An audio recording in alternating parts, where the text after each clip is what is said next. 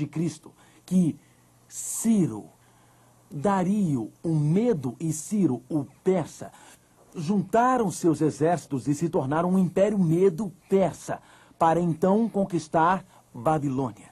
Mas 150 anos antes de Ciro nascer, ele foi mencionado por Deus como o homem que faria isto. Que Deus é este? Que Deus é este? Os videntes podem adivinhar, os astrólogos podem querer, os adivinhos e os mágicos podem até especular, mas profecia não é adivinhar, é saber. Porque olha para o futuro com os olhos de Deus. Veja, 150 anos antes dele nascer, Isaías 44, verso 27 e 28. Isaías 44, verso 27 e 28. Que profecia magnífica! Isaías 44, versos 27 e 28.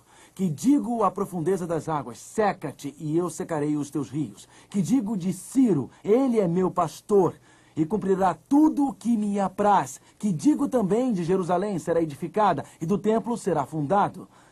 Lembram-se que em 605, Nabucodonosor atacou Jerusalém, que foi destruída, e Daniel e seus amigos foram cativos. Mas este cativeiro teve um fim, e quando se aproxima este final, Deus disse em Isaías, 150 anos antes de Ciro ter nascido, você será meu pastor, liderará meu rebanho de Israel de volta a Jerusalém, e reconstruirá Jerusalém.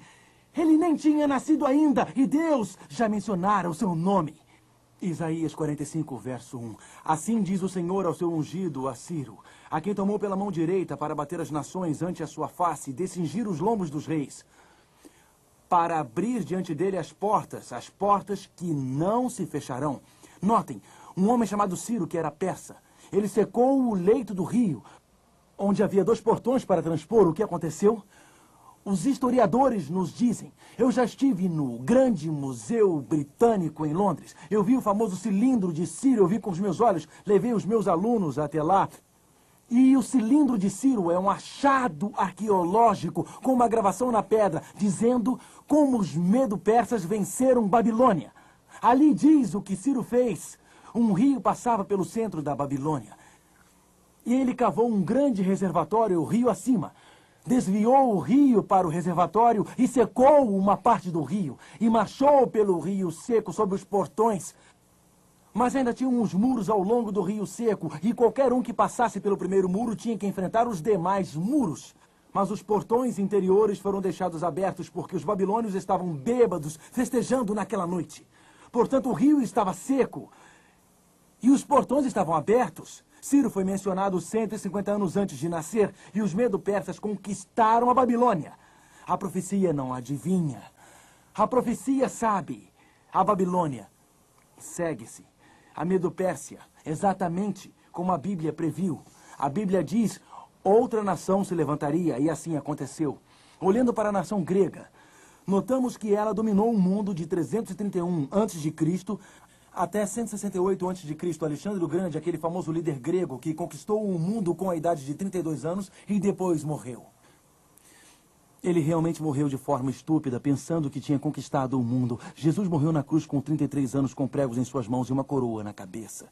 O sangue escorrendo por sua face, foi assim que ele morreu, conquistando o verdadeiro domínio do mundo. Jesus e Alexandre, um tinha todos os reinos deste mundo, porém morreu sem nada. O outro não tinha nada neste mundo, porém morreu tendo tudo. Qualquer pessoa que se vende para os Alexandres desta terra, os quais oferecem o domínio do mundo, quando chega o fim da vida, alguém diz, em seu último suspiro, quando está morrendo, a terapia não funcionou, a quimioterapia não funcionou e você está deitado na cama. Seu último suspiro, quando um ataque cardíaco o leva, e está sendo levado para o túmulo. A única coisa que importa é ter conhecido Jesus. É ter um senso de que a sua vida é diferente com ele, é ter vida eterna. Alexandre não tinha isso, ele foi para o túmulo. Sem conhecer esta paz e este senso que só existe através de Cristo, os reinos deste mundo não podem oferecer isto a você, amigo. Mas a Grécia desapareceria. E um outro reino se levantaria, Roma, que dominou o mundo de 168 a.C. até 351 d.C. As pernas de ferro. Agora preste atenção.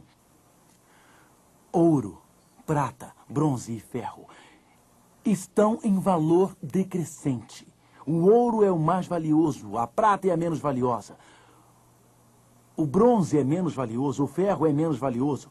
Estamos caindo geração após geração na história, onde a moralidade está se desgastando dia após dia, onde não existe limite para a sociedade, onde a sociedade finalmente chegar, os pés de ferro e barro desmoronando e toda a sociedade está prestes a cair. A palavra de Deus tem predito o futuro corretamente. A Babilônia, Medo-Pérsia, Grécia, Roma. E então a Bíblia diz, vamos voltar a Daniel capítulo 2. Bem, se eu não estivesse profetizando uma profecia humana, você sabe o que eu diria? Eu profetizaria ouro, prata, bronze, ferro, cobre, estanho, zinco, magnésio. Em outras palavras, você ficaria profetizando apenas metade e diria Babilônia, a primeira nação, e outra nação, outra nação, outra nação. Isso não é lógico. Se tem 4 metais, pode ter 5 metais. E se tem 5 metais, pode ter 6 metais. E se tem 6 metais, pode ter 7 metais. Do ponto de vista humano, isto não é lógico. Por que a profecia não disse existiria uma Babilônia e depois outra e outra e outra? Nós já mostramos que Deus disse o nome Medo-Pérsia. E ele disse o nome 150 anos antes de existir. Deus disse o nome da Grécia 200 anos antes de surgir. Deus disse o nome de Ciro. Profecia não é algum misticismo vago e comum, ela é exata e específica, porque o Deus dos céus é quem prediz o futuro. Mas, se eu fosse profetizar, como já disse, eu diria ouro, prata, bronze, ferro, cobre, estanho e zinco. Mas o que Deus diz sobre as pernas de ferro, o que Deus diz no verso 41. Quanto ao que viste dos pés e dos dedos, em parte de barro de oleiro e em parte de ferro, será isso um reino dividido Roma. Contudo, haverá nele alguma coisa da firmeza do ferro, pois que viste o ferro misturado com o barro de lodo. Como os dedos dos pés eram em parte de ferro e em parte de barro, assim, por uma parte o reino será forte e por outra será frágil. Agora note que esta profecia diz que não haverá um quinto império com domínio mundial depois de Roma, mas o reino seria o quê? O que seria? Dividido.